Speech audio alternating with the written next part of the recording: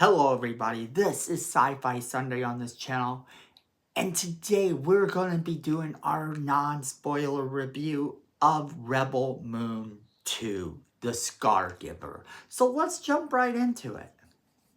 Now first off, this movie isn't bad, but it's also not the most amazing one I've ever seen by any stretch of the imagination, and I just want to clarify that I'm going to keep this non-spoiler, but at the same time, I don't think there's really a major way to spoil this movie at all. Let's start with the things that are good about this movie. This movie actually is visually stunning. Just like the first one, it's visually stunning. It is very much like Sucker Punch, which I am a massive fan of. I said that about the first movie, and I'm saying it about this one as well. It really does play into the whole Sucker Punch mentality. It has that vibe to it, and it still works. This is really like a steampunk Star Wars, and that makes it work to its advantage. Now, the characters, you start to kind of care about a few of the characters in this movie a little bit more than you did in the first movie, and that's a good thing as well. There are some new characters in it that I have high hopes for. And the robot in the movie actually gets a little bit more screen time, I think, than he did the last time, although that's debatable. But when he does get more screen time, he's getting more screen time in a lot more exciting ways. So that's something too. It feels like this movie, once it takes off, is just a roller coaster ride of action scenes. And if you're wanting a bunch of action scenes, this movie's for you. This movie has non-stop action once it gets going. It just continues on and on and on. And there aren't very many twists and turns, but once you're watching all these things happening, you no longer care. This is essentially the Empire Strikes Back of this franchise in a lot of ways. And if you like The Empire Strikes Back, you're going to like this film probably a little better than you like the first Rebel Moon, because this one really does have that tone to it. Except a lot more action-packed than even The Empire Strikes Back. However, you can't top The Empire Strikes Back just in terms of this movie. It is kind of their own take on Empire Strikes Back. And that being said, the enemies are returning. There's a lot more battles. Everything that he needed to do to make this movie bigger than the other one has been done. Now, let's jump on to what doesn't work about this movie, because honestly, there's a lot of things that I have to talk about. First off, we do get a lot more lightsaber battles, and yes, they are lightsabers at the end of the day. They even have their own sound to go with them, just like a lightsaber. The good guys we know use red because we saw our one girl use red in the first movie. Well, apparently the bad guys use blue lightsabers, and we get to see this in action in the movie. Now, the thing of it is that very much like the Star Wars movies, it looks as though we're going to get more good guys using lightsabers as we progress.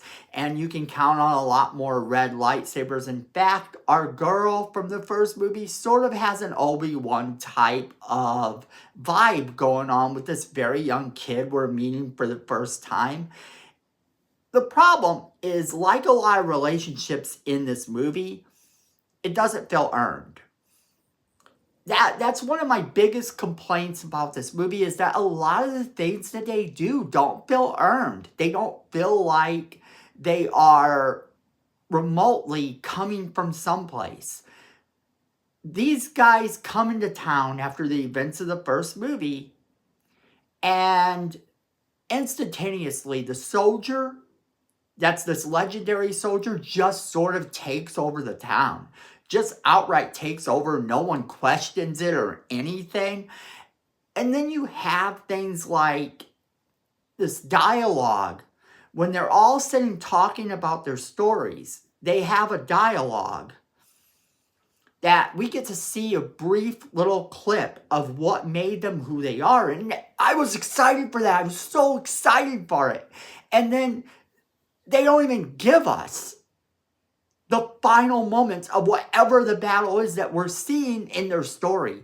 Like, the main character tells them about how she was supposed to basically do something for the bad guys. She ends up talking about, I fought my way off the ship. They stop just short of her talking about fighting her way off the ship. We don't get to see that. That would have been 10 minutes that I would have loved to have seen. Her going through the ship, battling people, and shooting things up while trying to escape a bunch of people that want to kill her. That's the action scene I want to see. Instead, what we got before this was we actually got a half an hour of them doing farm stuff. Yeah, that's right. There's a half an hour of farm work in this movie that they could have used to do these stories. And each one of these characters, our heroes, actually do get their own part of their story. And it's amazing to watch them do it. But then they cut short just for the last little part of the story. And that hurt. That didn't do it. And... and it's crazy that they chose to do that. That Zack Snyder chose to do a half an hour of farm work rather than give us the part of the story that these people were telling that I really wanted to hear. Now, sorry about that rant, but that's one of the biggest problems I have with the movie. And then there's a lot of really slow motion clips, but we expect that of Zack Snyder. We do. Just there's a lot of times in this movie where you feel like you are watching Star Wars. Really, honestly, you do.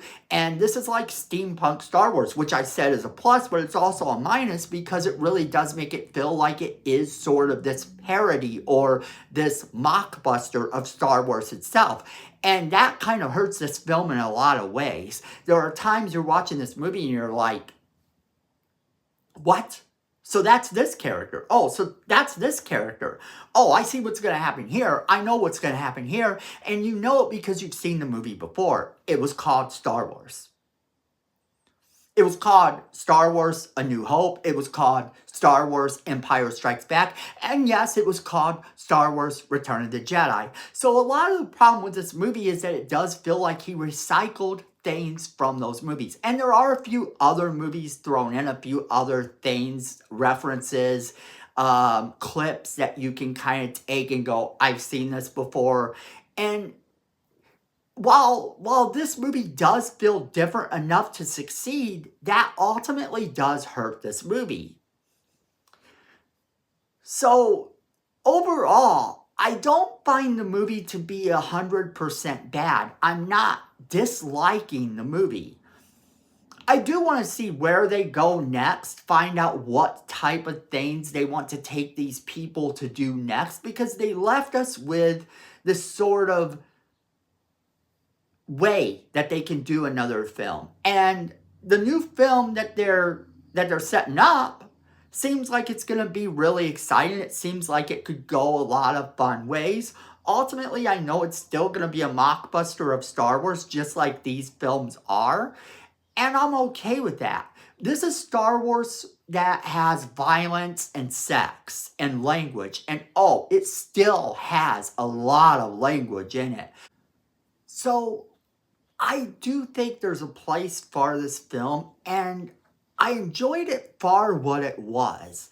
But overall, I give this film 3 out of 5 stars. And the reason I give it 3 out of 5 stars is that it is very much not an original film. There are a lot of times you can look at this and you know exactly where it's going to go. You know what's going to happen before it happens. And I know you could say that about a lot of movies, just the way this movie feels in general kind of brings that rating down just that much, but it is still an enjoyable film for what it is. And at the heart of it, it is a Star Wars mockbuster, and I'm perfectly okay with that being a thing. Especially since I am excited to see where they take these characters next, because that ending that they left us with kind of gives us this vibe that they could go forward and do really exciting things. And I'm 100% down to see where these exciting things take them, even though I know at the heart of it, it will probably still be exactly what it is right now, and that is a Star Wars mockbuster. But I'm okay with that happening. I'm okay with them doing that. I think it will be just fine. As always, we want to know what you guys think. Make sure you're leaving us a comment in the comment box below, letting us know what you think. Go ahead and share this video with all of your friends. They're going to want to be a part of the conversation as well. Hit that like button. It's free. It helps the channel. We appreciate it. Miko says we need more subscribers. You don't want to disappoint Miko, so go ahead and hit that subscribe button. Hit that notification bell while you're down there so you don't miss a single video we do. And then, friends, at the end of the day, I know you know it, and Miko knows that fandom is family.